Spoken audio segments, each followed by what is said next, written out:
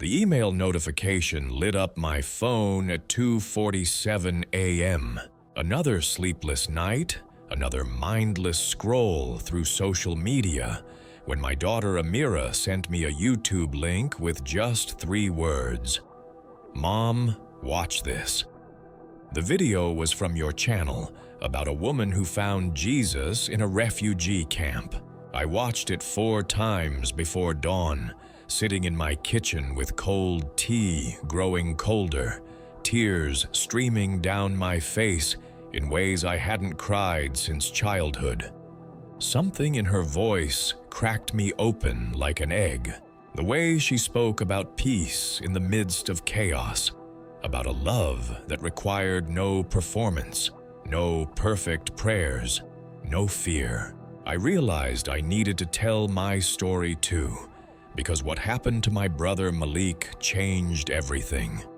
I thought I knew about faith, about death, about the smile that refuses to leave a dead man's face. I had everything a faithful Muslim sister should have. My prayers were punctual at 5 times daily, performed with the mechanical precision of someone who had never missed a single call to worship in 23 years. My hijab sat perfectly arranged each morning, every fold calculated to show proper submission and modesty. I could recite entire surahs in flawless Arabic, the ancient words rolling off my tongue like well-rehearsed music, though I often wondered if Allah could hear the emptiness beneath their perfect pronunciation. Our family commanded respect in the community. Father served as imam at the largest mosque in our district, his Friday sermons drawing hundreds of faithful listeners who hung on his every word about divine judgment and righteous living. Mother embodied everything a Muslim woman should aspire to be: gracious, submissive, devoted to her family's spiritual welfare, with the quiet intensity of someone whose entire identity revolved around serving others. I taught Quran classes to little girls every Sunday, their innocent faces looking up at me with trust as I explained the beauty of paradise, awaiting the righteous and the terrible fires prepared for those who strayed from the straight path. But when they brought my brother Malik's body back from prison that gray October morning, something fractured inside me that I couldn't name, couldn't pray away, couldn't rationalize with all my years of religious education. The officials delivered their practiced explanation with bureaucratic efficiency, natural causes. They called it heart failure brought on by the stress of incarceration. A merciful end to a shameful chapter, they suggested, as if Malik's death somehow vindicated the justice system that had caged him for possessing forbidden literature. But his face told a different story entirely. Dead men don't smile, but Malik did. Not the grimace of pain or the slack emptiness of final release, but something peaceful, almost radiant, like he had seen something beautiful. In those last moments before, his spirit left his broken body. His features held a serenity I had never witnessed even in life, when laughter came easily and worry seemed foreign to his nature. The silence that settled over our house that night wasn't the heavy quiet of grief or the respectful hush of mourning. It was something else, entirely waiting, expectant, like the charged air before a thunderstorm that would change the landscape forever. The funeral preparations felt wrong from the beginning, though I couldn't articulate exactly why. They said Malik had died reading forbidden materials, clutching some book they refused to name, words they wouldn't repeat in polite company. When I helped the other women wash his body according to Islamic tradition, his hands were positioned too perfectly, fingers clean and soft, like he had been praying rather than suffering through the harsh realities of prison life. I had participated in funeral preparations before, had helped cleanse the bodies of elderly relatives and family friends who passed in their beds surrounded by loved ones. Death typically leaves its marks, struggle, etched in rigid muscles, pain frozen in facial expressions, fear crystallized in the final positioning of limbs. But Malik looked like he had simply chosen to let go, surrendering to something larger and more merciful than the four concrete walls that had confined his body. The imam who came to perform the final blessings kept his eyes downcast when I approached with questions about my brother's final days. What book was he reading? I asked, needing to understand what had occupied Malik's thoughts during those last dark weeks of imprisonment. His gaze slid away from mine, with the practiced evasion he typically reserved for children who asked uncomfortable questions about Allah's justice. "Some Christian poison," he muttered, touching his prayer beads with nervous fingers. "Best forgotten, sister. Your brother lost his way, but Allah is merciful to those who remain faithful." But the dismissive words couldn't erase what I had seen in Malik's face, couldn't explain the impossible peace that seemed to glow from his still features like light from an ember. That night, lying in bed with my husband's steady breathing beside me, questions crawled under my skin like fever. What words could bring such profound rest to a man facing death in a concrete cell? What could he have read that transformed his final breath into that strange, impossible smile that haunted my dreams and followed me through the rituals of mourning? The questions felt dangerous, even forming in my mind, like the first hairline cracks in a foundation that had supported my entire world for 38 years. Sleep became my enemy in the days following the funeral.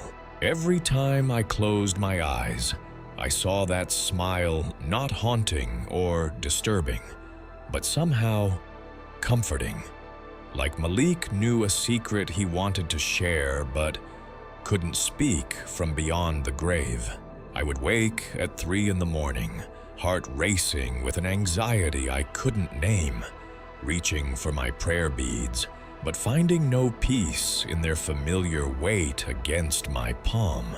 The smooth wooden spheres that had brought comfort for decades now felt foreign, inadequate, like trying to satisfy deep thirst with a few drops of water. During morning prayers, my mind wandered despite my best efforts to focus on worship. The Arabic words that once flowed like a sacred river now felt hollow in my mouth, like reciting a grocery list or repeating multiplication tables. I caught myself wondering what Malik had been reading during those final weeks. What thoughts had filled his last days on earth? What truths had brought such radiance to his dying face? The Imam's teaching echoed in my memory. Christians had corrupted Isa's true message, twisted the pure revelation into lies designed to lead the faithful astray from Allah's straight path. But if these were lies, if Christian teachings were mere deceptions and spiritual poison, then why had my brother died smiling? Why did he look more peaceful in death than most believers appeared in life? One morning, while folding Malik's clothes to donate to charity, my fingers found something stiff in his jacket pocket. A piece of paper, small and worn from handling, folded carefully into a tight square. My hands trembled as I unfolded it, revealing words written in my brother's careful handwriting, the same neat script he had used to copy verses from the Quran as a child. But these weren't verses from our holy book. Written in English, in letters that seemed to glow against the yellowed paper, were the words, John 14:27, Peace I leave with you. Below that, in Arabic script, he had written a single word that made my breath catch. Isa. I stared at those foreign numbers and letters for a long time, knowing enough to recognize this wasn't from the Quran, wasn't from any Islamic text I had ever studied. This was something else entirely, something that had mattered enough for Malik to hide it, to carry it with him even into prison, to transcribe it carefully in his own hand, like a treasure worth preserving. I should have burned it immediately, should have taken it to Father, and let the Imam dispose of this evidence of my brother's spiritual corruption. Instead, I slipped it into my own pocket, where it sat like a glowing coal against my ribs, warming and burning me simultaneously. I told myself I was merely postponing the inevitable destruction, that I would find the courage to do the right thing tomorrow. But deep down, I knew I was keeping it for reasons I didn't dare examine too closely. The paper burned in my pocket for 3 days, a constant reminder of questions I was afraid to ask, and answers I might not want to hear. Every time I touched it through the fabric of my dress, I felt like I was betraying everything I had been taught about faith, about loyalty, about the dangerous seduction of false teachings. But curiosity proved stronger than fear, and on the 3rd night after everyone had gone to sleep, I crept to my daughter's room and borrowed her laptop with hands that shook like leaves in a strong wind. The blue glow of the screen felt like a spotlight exposing my guilt as I typed those mysterious numbers into a search engine. John 14:27. The results appeared instantly, and suddenly words filled my vision that seemed to burn themselves into my retinas. Peace I leave with you, my peace I give you. I do not give to you as the world gives. Do not let your hearts be troubled, and do not be afraid. I slammed the laptop shut so hard the plastic casing cracked, but the words continued echoing in my mind like the answer to a prayer I hadn't known I was praying. My heart hammered against my ribs as if I had committed an actual crime, which, in our world, I suppose I had. Reading Christian scripture was dangerous enough, but the way those words settled into my chest, like they had been waiting there all along, that felt like the deepest betrayal of everything I claimed to believe. The next morning at breakfast, Father spoke about the spiritual dangers of doubt, how Satan plants questions in minds weakened by insufficient faith. His dark eyes found mine across the table, and I wondered if my guilt was written plainly on my face, if he could somehow see the forbidden words still echoing in my thoughts. True faith means absolute submission, he declared while buttering his toast with practiced authority. Questions are the enemy of peace, daughter. The moment we start asking why, or what if, we open our hearts to the whispers of the deceiver. But Malik had found peace, profound and unmistakable peace. I had seen it radiating from his dead face like light from the sun. And according to the paper hidden in my pocket, that peace had come not from avoiding questions, but from finding answers in the most forbidden place imaginable. I couldn't stop thinking about that verse, couldn't shake the memory of how perfectly those words had fit into the hollow spaces in my chest. During evening prayers, when I pressed my forehead to the prayer rug and tried to feel Allah's presence, instead I heard that promise echoing, "Do not let your hearts be troubled." When had anyone in my faith tradition ever told me not to be. Troubled? Our entire religious framework seemed built on a foundation of fear. Fear of hell's flames, fear of divine judgment, fear of stepping even slightly outside the carefully drawn lines of orthodox belief. We were taught to approach Allah with trembling reverence, to live in constant awareness of our inadequacy, to never presume that we could be fully accepted or completely loved. A week later, while scrubbing pots after dinner, I overheard our neighbor, Mrs. Rashida, talking to Mother in hushed tones about Malik's final days. The guards said he was different those last weeks, she whispered with the guilty pleasure of someone sharing particularly juicy gossip. Calm, almost joyful, they said. Not like the other prisoners who rage and despair and count down the days until release. They said he spent hours just sitting quietly, sometimes moving his lips like he was praying, but not in Arabic. And they said he kept repeating one word over and over, like a mantra or a sacred name. My hands stilled in the soapy water, every nerve in my body suddenly alert and listening. What word? Mother asked with the horrified fascination of someone afraid of the answer. Mrs. Rashida leaned closer, her voice dropping to barely above a breath. Jesus. Over and over, day and night, Jesus, Jesus, Jesus, like the name brought him some kind of comfort. The pot slipped from my numb fingers and clattered into the sink with a sound like breaking glass. Both women turned to look at me, but I kept my head down, scrubbing the same spot on the aluminum surface until my knuckles went white and my fingers began to ache.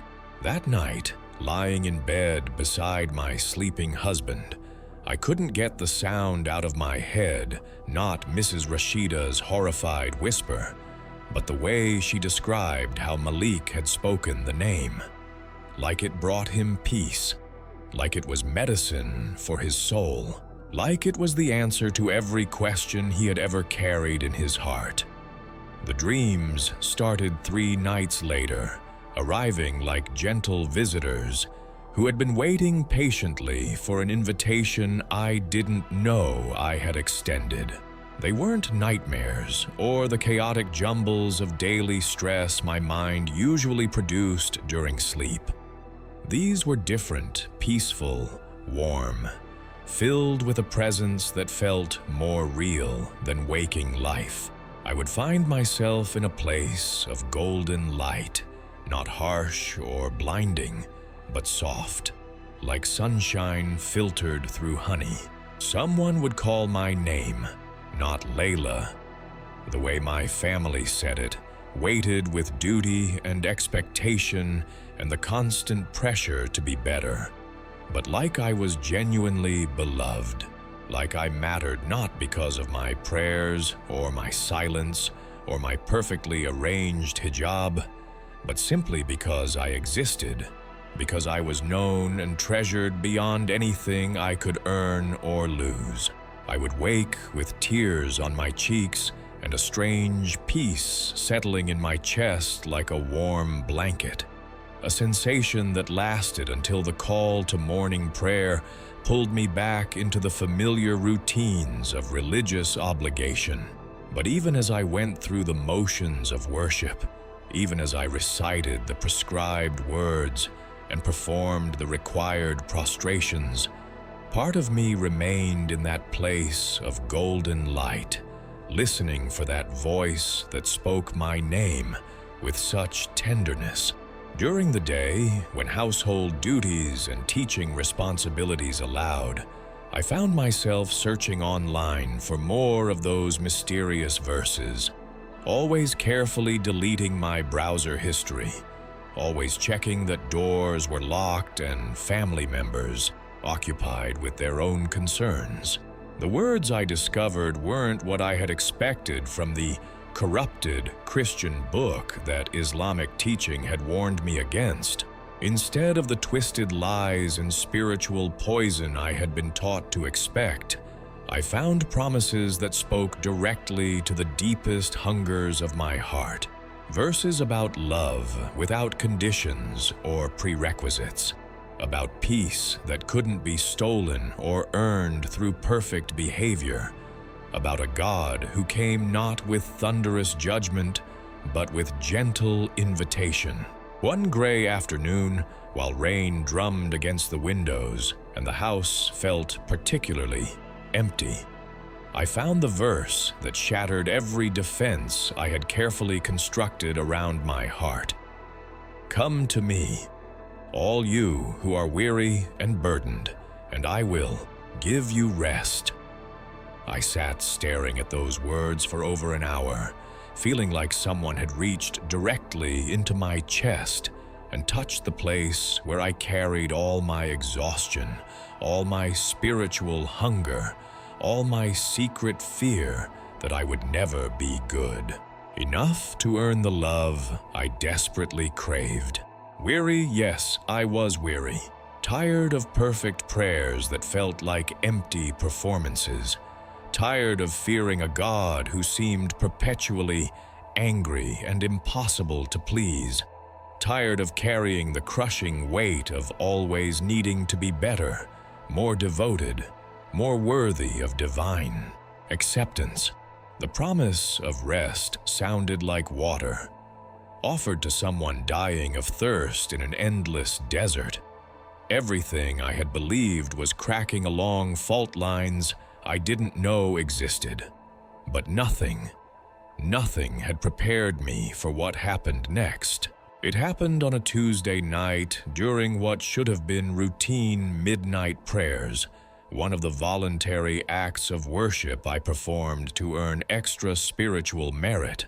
I knelt on my prayer rug in the familiar position, but instead of launching into the prescribed Arabic recitations, I found myself whispering words that seemed to come from some deep place in my soul.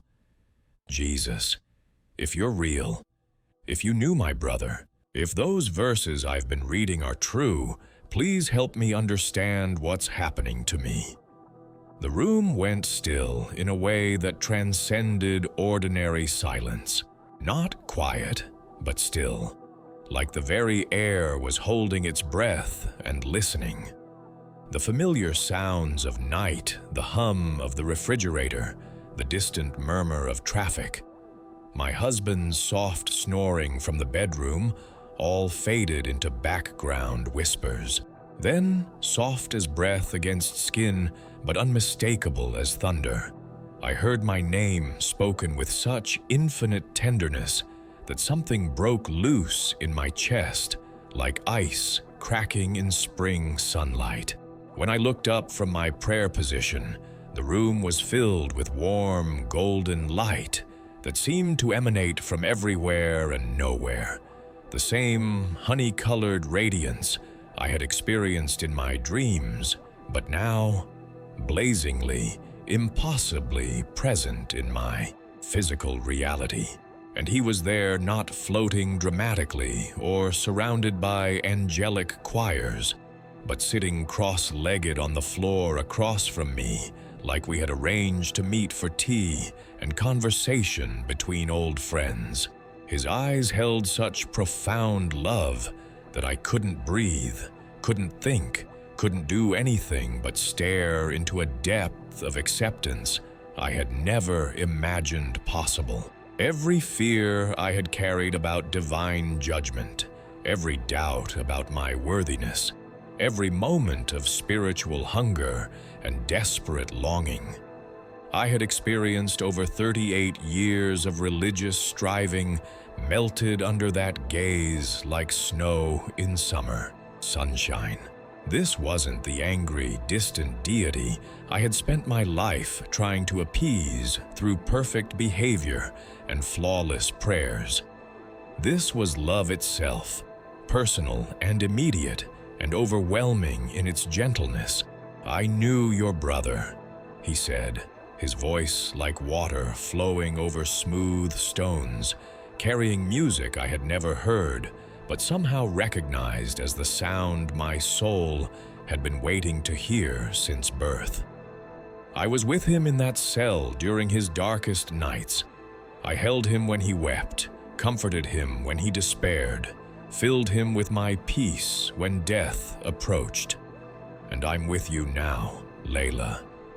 I've been with you all along, waiting for you to hear my voice through all the noise of religion and tradition and fear.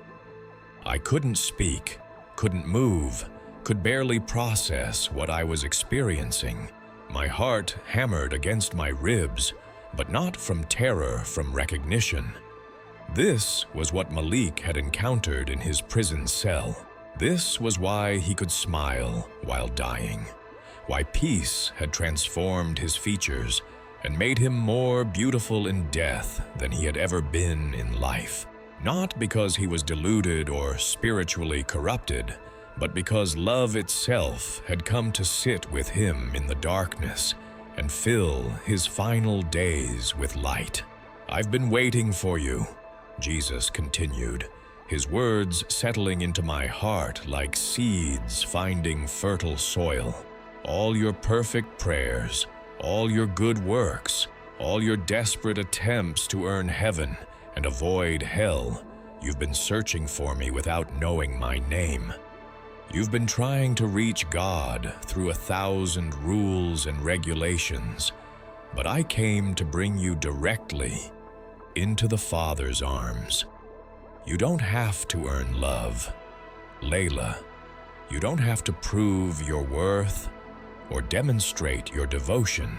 You are already beloved, already treasured, already home. I wept then.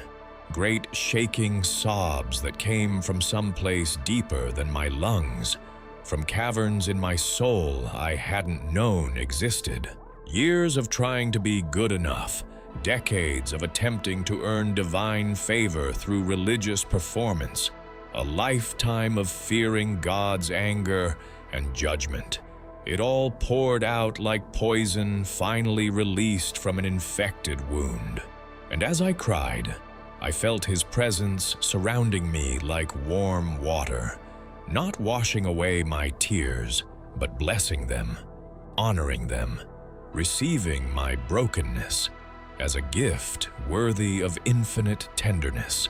The next morning dawned like any other, but I was fundamentally changed in ways that would become impossible to hide. Sunlight filtered through our bedroom curtains with the same golden warmth it had carried for thousands of mornings. But everything it touched seemed different now, charged with new meaning. My husband Ahmed stirred beside me, reaching sleepily for my hand in the unconscious gesture of affection that had marked our mornings for 15 years of marriage. But when his fingers found mine, I felt like I was touching him through glass, separated by an invisible barrier that hadn't existed 24 hours earlier. At family breakfast, the familiar ritual felt like performing in a play where I had suddenly forgotten all my lines. Father took his customary place at the head of our long wooden table, the same seat from which he had dispensed religious wisdom and family guidance for as long as I could remember. When he led our traditional morning prayers, thanking Allah for his protection through the night and guidance for the coming day, I felt like I was suffocating on words that no longer fit the shape of my experience. The Arabic phrases that had once flowed from my lips like a sacred river now felt foreign in my mouth, like trying to speak a language I had never learned. Every Allahu Akbar felt like a lie. Every La ilaha illa Allah like a betrayal of the truth I had encountered in that golden room just hours before. When Mother praised my faithfulness as an example to my younger sisters, her words hit my stomach like acid. "Look at Layla," she said. her voice warm with maternal pride as she poured tea into delicate glass cups. Never a day missed in prayer, never a word of complaint about Allah's will, never a question about the wisdom of our traditions. This is what it means to be a woman of faith. My sisters Fatima and Yasmin smiled at me with the admiring affection they had always shown their eldest sibling, but I felt like a fraud accepting their reverence. If they knew what I had experienced, if they could see the transformation happening in the secret chambers of my heart, would they still look at me with such trust? I tried desperately to return to the comfortable patterns that had defined my existence for nearly 4 decades. I attended the women's prayer meeting at our mosque that Thursday evening, sitting in the familiar circle of sisters who had shared their spiritual struggles and victories with me for years. Sister Khadija spoke about the importance of patience during trials, her weathered hands gesturing expressively as she recounted how submission to Allah's will had brought her through her husband's long illness. Sister Amina shared her gratitude for answered prayers, how her son's grades had improved after she increased her nightly supplications. They spoke with the easy certainty of people whose faith had never been fundamentally challenged, whose relationship with the divine operated within clear, predictable boundaries. But as I listened to their testimonies, I felt like I was observing their spiritual lives from across a vast chasm. Their Allah seemed so small compared to the love I had encountered, so bounded by rules and regulations, and the constant need for human performance. They spoke of earning divine favor through perfect behavior, of fearing God's anger when they fell short of religious ideals, of hoping their good deeds would outweigh their failures on the day of judgment. None of them mentioned being known personally by the divine, being called by name with infinite tenderness, experiencing unconditional love that required nothing but receptive hearts. When my turn came to share, I opened my mouth to speak and found myself unable to form words. What could I possibly say?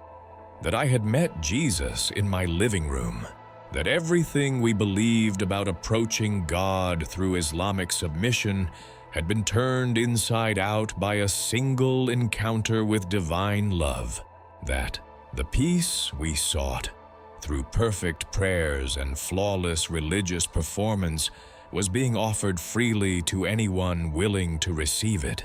The silence stretched uncomfortably as the other women waited for my usual contributions about family life and spiritual disciplines. Finally, I mumbled something about being grateful for Allah's mercy and left the circle feeling more isolated than I had ever felt in my life. Teaching my Sunday Quran class to bright-eyed little girls became an exercise in spiritual torture. These children, ranging from 6 to 12 years old, looked up at me with the same trust I had once placed in my own religious teachers. They hung on every word as I explained the beauty of paradise awaiting the righteous and the terrible punishment reserved for those who strayed from the straight path. But now, these familiar teachings felt like poison in my mouth. How could I continue frightening these innocent souls with images of divine wrath when I had experienced firsthand the gentleness of God's actual character? 8-year-old Miriam raised her small hand during one lesson, her dark eyes serious with the weight of her question. Sister Layla, if Allah loves us, why does He want to burn us if we make mistakes? The question pierced my heart like a blade because I had asked the same thing countless times in my own childhood, only to be told that questioning divine wisdom was itself a form of spiritual rebellion. I looked into Miriam's trusting face and felt the full weight of my hypocrisy. How could I give her the same inadequate answers that had left me spiritually hungry for decades? Allah's ways are beyond our understanding, little one, I heard myself saying, the words tasting like ashes. We must trust in His wisdom even when we don't understand. But Miriam wasn't satisfied with platitudes, and neither was the growing voice of truth in my own heart.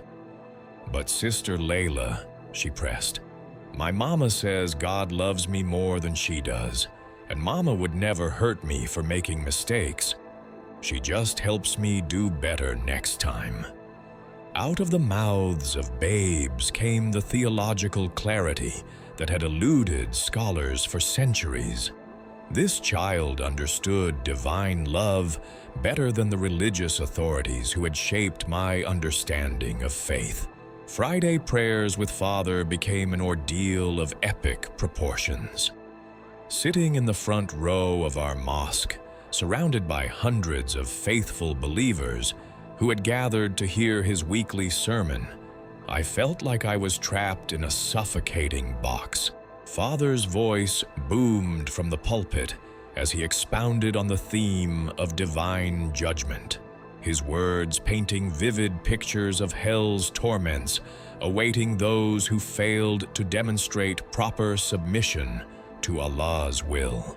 The congregation nodded along with familiar comfort, finding security in the clear boundaries between righteous and wicked, saved and damned, true believers and spiritual rebels.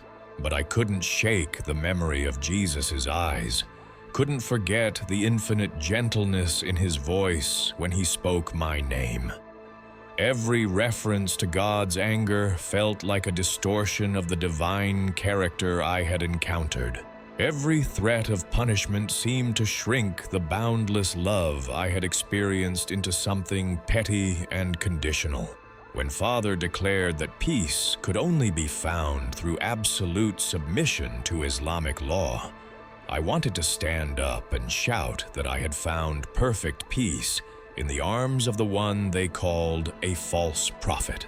When he insisted that anyone claiming spiritual truth outside Islam had been deceived by Satan, I bit my tongue to keep from testifying about the most real encounter with divine presence I had ever experienced. The domestic routines of daily life became increasingly unbearable as the gap between my inner reality and outer performance continued to widen. Cooking dinner for my family while listening to Quranic recitation on our kitchen radio felt like living a double life. The familiar verses that had once brought comfort now sounded hollow, like beautiful poetry that no longer connected to my lived experience. When my teenage daughter Amira asked me to help her memorize a particularly challenging surah for her Islamic studies class, I found myself stumbling over words I had known by heart for 20 years. "Are you feeling okay, Mama?" Amira asked one evening as we sat together reviewing her homework. "You seem different lately. Distracted or sad or something." Her perceptive observation cut through my attempts at maintaining normalcy like a surgeon's scalpel. I looked into her young face, so earnest and concerned, and felt the weight of secrets I couldn't share pressing down on my chest like stones. How could I explain that I was grieving the loss of everything I had once believed, while simultaneously rejoicing in the discovery of something infinitely better? During one particularly difficult evening meal, my youngest sister Fatima asked a question that seemed to pierce directly through the facade I was struggling to maintain.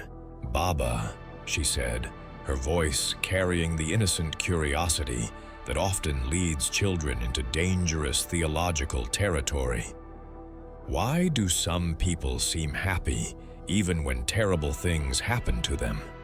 Like, why do some prisoners find peace instead of just getting angry or sad? The dining room fell silent, except for the soft clink of silverware against plates. Father's expression shifted into the patient but stern demeanor he wore when dispensing religious correction to his children. Suffering serves different purposes in Allah's grand design, daughter, he began, cutting his lamb into precise, methodical pieces. For the faithful, trials purify the soul and burn away attachment to this temporary world. Those who appear content during difficult circumstances have simply learned to accept divine will without the spiritual weakness of questioning or complaint. But Fatima wasn't finished with her theological inquiry, and I found myself holding my breath as she pressed deeper into territory that threatened to expose the very questions consuming my own heart. But what if they're not just accepting suffering, Baba? What if they actually discover something that brings them joy, even in dark places? What if they find peace that makes them smile, even when they're dying? The silence that followed felt heavy and dangerous, charged with the electricity that precedes lightning strikes. Father's knife paused above his plate, and I watched his jaw tighten with the particular tension that preceded his most severe lectures about proper belief and the dangers of spiritual deviation. When he spoke again, his voice carried the finality of someone closing a door and turning the key. Peace comes only through absolute submission to Allah's revealed will as preserved in the Quran and perfectly demonstrated by Prophet Muhammad. Peace be upon him. Anyone who claims to find peace or joy outside these established boundaries has been deceived by Satan's most clever whispers. Such people may appear content to observers, but they are actually in the most dangerous spiritual condition possible, walking confidently toward hell's eternal flames while believing they have found paradise. I looked around our dinner table at my family, their certain faces, their unquestioned acceptance of Father's authority, their fear of any questions that might challenge the neat boundaries of orthodox belief. 3 months ago, I would have nodded along with automatic agreement, finding comfort in the security of absolute answers and clear distinctions between right and wrong. Now I saw how small their understanding of divine reality had become, how angry their God appeared, how quick they were to condemn anyone who dared approach the sacred by any path other than the one they had sanctioned. They worshipped a deity who seemed perpetually offended by human failure, constantly monitoring behavior for signs of insufficient reverence, always ready to unleash terrible punishment on those who failed to demonstrate adequate fear and submission. But I had met love itself, had experienced divine presence that required no performance, no proof of worthiness, no demonstration of spiritual perfection.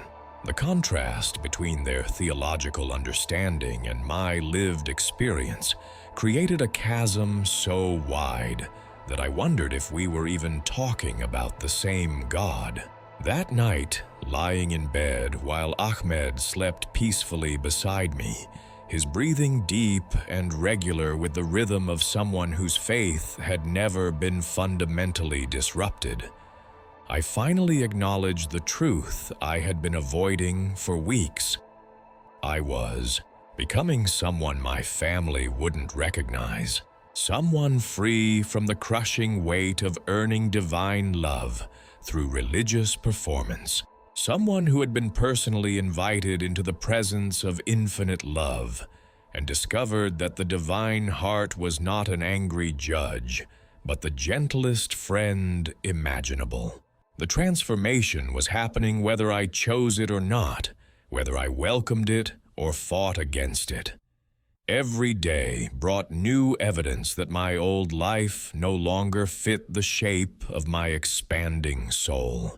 I could feel myself outgrowing the boundaries that had once provided security, stretching beyond the limitations that had once felt like protection. There was no going back to the comfortable smallness of unquestioned belief, no return to the familiar prison of fear-based religion. I was becoming someone who had heard her name spoken with infinite tenderness in a golden room where love itself had chosen to manifest. Someone who had discovered that the God she had spent 4 decades trying to reach through endless prayers and perfect behavior had been waiting patiently all along for her to simply stop running and allow herself to be found. 6 weeks after that transformational Tuesday night, I found myself standing at Malik's grave in the gray light of early morning, dew still clinging to the grass like tears that hadn't yet found the courage to fall. The cemetery was empty except for a groundskeeper in the distance, his methodical movements among the headstones creating the only sounds in the profound stillness that settles over places where the living come to remember the dead. I had driven here without conscious decision, waking before dawn with an urgent need I couldn't name, only knowing that something was calling me to this place where my brother's body rested beneath simple marble, bearing his name in both Arabic and English script. The past 6 weeks had been the most difficult and liberating period of my entire life. Every day brought new evidence that I could no longer maintain the careful facade of orthodox faith that had defined my existence for nearly 4 decades. My family watched me with growing concern as I struggled to participate in religious rituals that had once brought comfort, but now felt like wearing clothes that no longer fit. Mother attributed my spiritual restlessness to grief, father to the dangerous influence of too much questioning. But I knew the truth was far more radical than either could imagine. I was dying to my old self and being reborn into something entirely new. The breaking point had come 3 nights earlier, during our weekly family gathering, when my youngest nephew asked an innocent question that exposed the fault lines running through my transformed heart. Auntie Layla, 7-year-old Omar had said, tugging on my sleeve with persistent affection, "If Allah loves everybody, why are some people so scared of him?" Father had responded with theological precision, explaining the necessary balance between divine love and justice, the importance of proper fear in maintaining spiritual discipline. But as I listened to his familiar words about submission and judgment, all I could think about was the infinite gentleness I had experienced in that golden room where love itself had spoken my name with such tenderness that my heart nearly burst. The contrast between their understanding of divine character and my lived experience had become too vast to bridge. Their God demanded constant performance. Mine had offered unconditional acceptance. Their faith required perfect submission to avoid punishment. Mine had discovered grace that needed nothing but an open heart. That night, I had made a decision that terrified and exhilarated me. Jesus, I don't understand all the theology, but I know you're real. I'm ready to follow you wherever this leads. Now, standing beside Malik's grave with morning light gradually strengthening around me, I felt the weight of that decision pressing down like a mantle I was finally ready to wear. The simple headstone bore the dates of his birth and death, but those numbers told only the smallest fraction of his story. They couldn't capture the boy who shared his lunch with hungry classmates, the young man whose curiosity about spiritual truth had led him to a concrete cell where he encountered love that transforms everything. "I found your note," I whispered, pulling the worn paper from my pocket and unfolding it with reverence. "John 14:27. I looked it up, Malik. I read the words that brought you peace in those final days. And I understand now why you could smile while dying, why death held no terror for you." The wind stirred leaves of the old oak tree shading Malik's resting place, creating soft rustling that sounded like whispered conversations between earth and sky. I had come here dozens of times since the funeral, always leaving with more questions than answers. But this morning felt different, charged with electricity of resolution. "I met him, Malik," I continued, my voice growing stronger. "I met Jesus, not in a church or through a preacher, but personally, intimately, in a way that changed everything I thought I knew about God and faith. He told me he was with you in that cell, that he held you during your darkest nights and filled your final moments with peace no earthly power could take away." The morning light continued its transformation from gray to gold, painting the cemetery in colors that seemed to glow with inner fire. Other graves stretched in neat rows around us, marking resting places of people who had lived and died within comfortable boundaries of Orthodox belief. But Malik had ventured beyond those boundaries, and his journey had led to a discovery that transformed even death from ending into doorway. "I don't know what happens next," I admitted, feeling tears track down my cheeks. "Father will disown me when he discovers what's happened in my heart. Mother will weep and organize prayer circles to petition Allah for her daughter's soul. My sisters will look at me with horrified confusion of people watching someone they love walk deliberately into what they believe is spiritual destruction." The weight of anticipated losses pressed against my chest like physical pain, but underneath lay something else. Bedrock certainty that I was finally walking in the direction my soul had always wanted to go. For nearly 4 decades, I had shaped my life around other people's understanding of divine will, measuring my worth against external standards of religious performance. "I'll lose everything I've ever known," I continued, voice steadying as I spoke fears aloud and watched them lose power. "My community will whisper about the imam's daughter who fell into Christian corruption, who traded her family's honor for what they'll call false promises. I may have to leave this place, these people, this entire life I've built." A small sparrow landed on Malik's headstone, looking at me with bright, curious eyes. There was something profound about its simple presence, its uncomplicated existence, its instinctive trust in the goodness of whatever power had created sparrows and given them wings. "But I'm not alone anymore," I said, speaking not just to Malik's memory, but to the listening silence surrounding me like an embrace. "The God I spent my life trying to please from a distance has come close enough to know my name, to sit with me in my questions, to love me without requiring proof of worthiness." I knelt beside the grave and placed my hand on cool marble, feeling connection that death hadn't severed. Malik had walked this path before me, had paid the price for following truth wherever it led. had discovered peace in the most unlikely place. His smile in death had been the first crack in my wall of orthodox belief.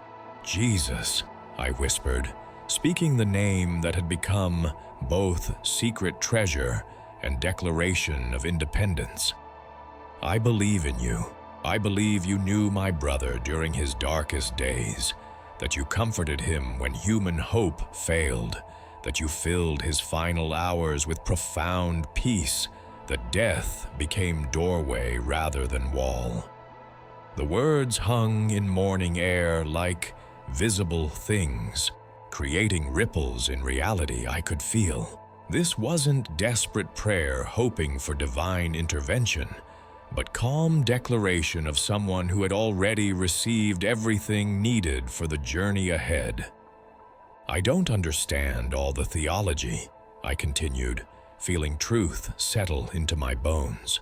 I can't explain how you can be both human and divine, can't reconcile your claims with everything I was taught about Islamic monotheism. But I know you're real, because I've felt your presence, heard your voice, experienced your love, in ways that transcend intellectual understanding. Standing slowly, I looked around the cemetery with eyes that saw everything differently. The headstones that had once represented finality now looked like markers of transition. The morning light appeared different, less like ordinary sunshine, and more like visible grace painting the world in colors revealing hidden beauty. I believe you when you say whoever comes to you will never be cast out, I declared, voice growing stronger. I believe your promise that you give rest to all who are weary and burdened, that your peace is different from anything this world can offer, that your love requires nothing but open hands and receptive hearts. The sparrow launched itself from Malik's headstone and disappeared into oak branches, its flight creating brief flutter that sounded like applause for decisions aligning earth with heaven. I'm ready, I said, speaking to Jesus and to whatever future awaited someone who had chosen love rather than fear, grace rather than performance, truth rather than comfortable lies. I'm ready to lose everything I thought I needed in order to find everything I actually need.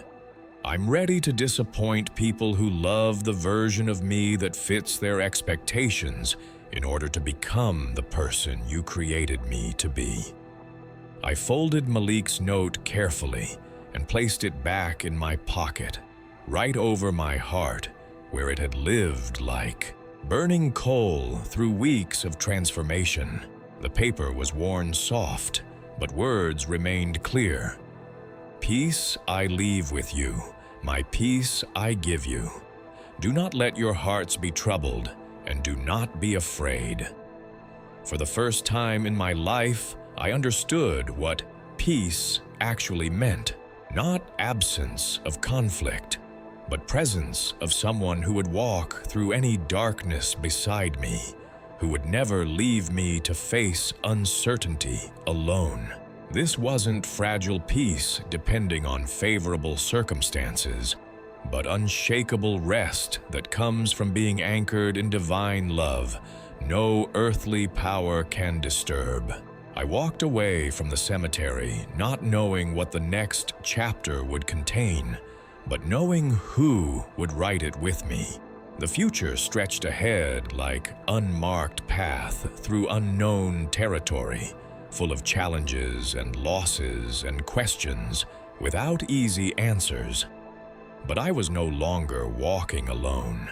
I had heard love itself speak my name, felt divine arms surround my brokenness with gentleness that transformed wounds into doorways, discovered that the God of the universe was not distant judge, but intimate friend who had been waiting for me to stop running and allow myself to be found. I didn't understand everything that lay ahead, couldn't predict how my family would respond or what shape my new life would take. But I knew this with certainty deeper than belief. I wasn't alone anymore, and that was enough. More than enough. It was everything.